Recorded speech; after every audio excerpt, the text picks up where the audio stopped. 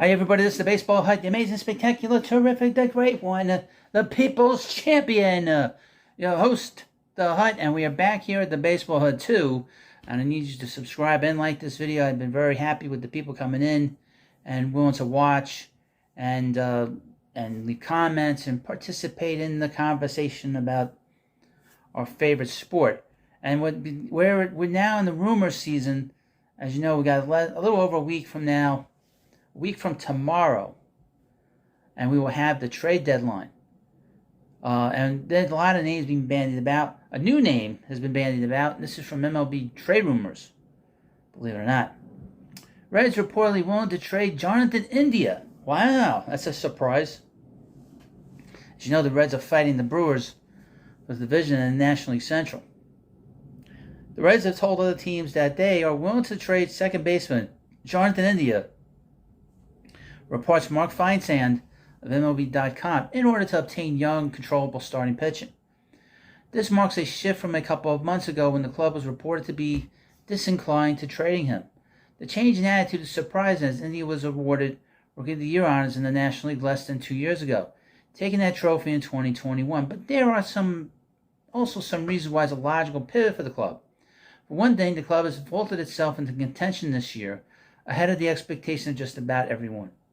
They were 26 and 29 at the time of that report from June 1st that said they were disinclined to move India, but they are now up to 55 and 46 and just half a game behind the Brewers in the National League Central.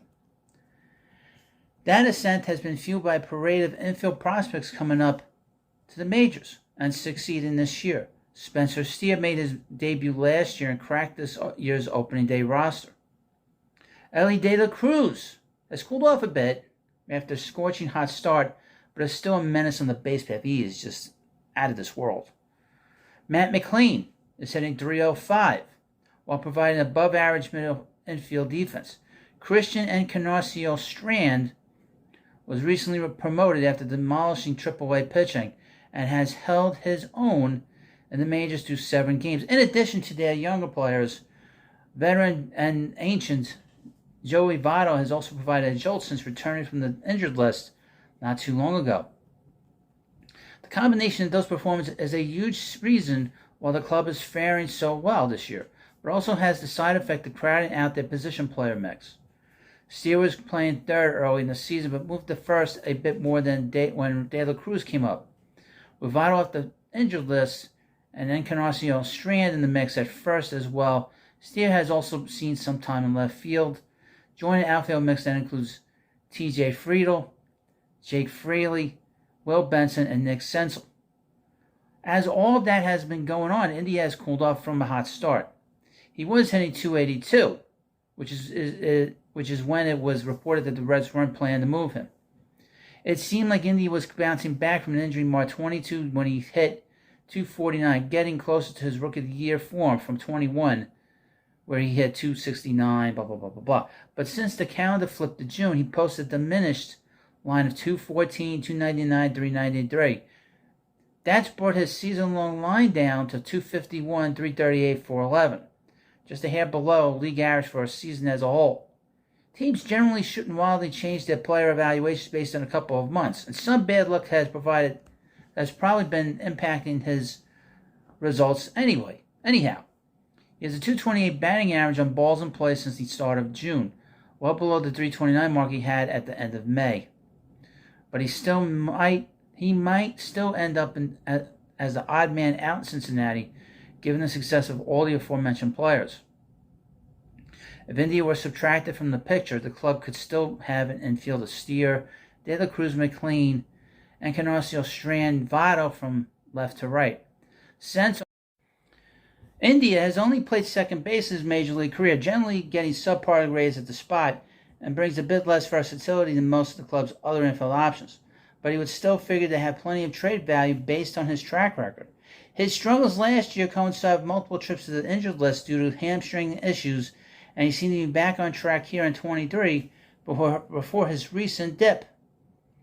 He also still young and cheap, having exactly 2 years of major league service, at the 3-year mark and qualify for arbitration for the first year, with free agency not slated until after 2026.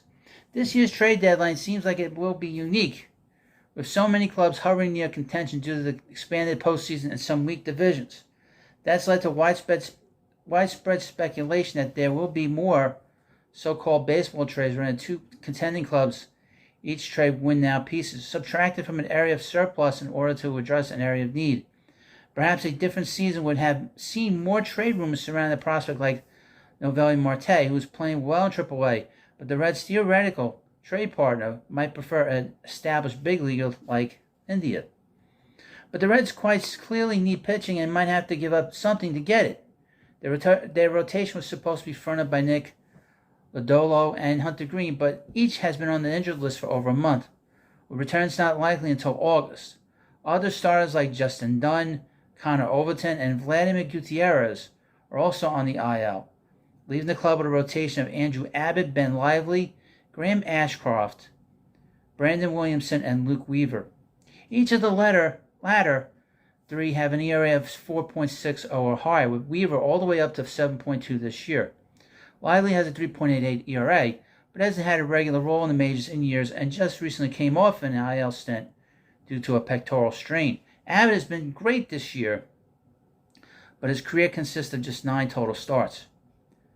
There's plenty of question marks in there, so the Reds will be looking to add pitching, with GM Nick Kroll having admitted long ago that arms will be a target for them this summer. The fact that they are willing to consider India in such talks is notable, but doesn't necessarily mean he's a lock to be moved. They will first have to line up on a deal with a club that needs a second baseman and also has a controllable pitching to move. Now, seeing as how the Reds are just in this for the first time in a while, it'll be interesting to see if they move India. I don't know if they'll move him just yet. Well, you let me know what you think about that in the comment section. It's always good to have surplus, but are they willing to move him yet? I don't know if they're willing to move him just yet. They might have to wait a little bit. They are a very interesting team because they're a very high energy team. Cincinnati in particular are extremely excited about this team.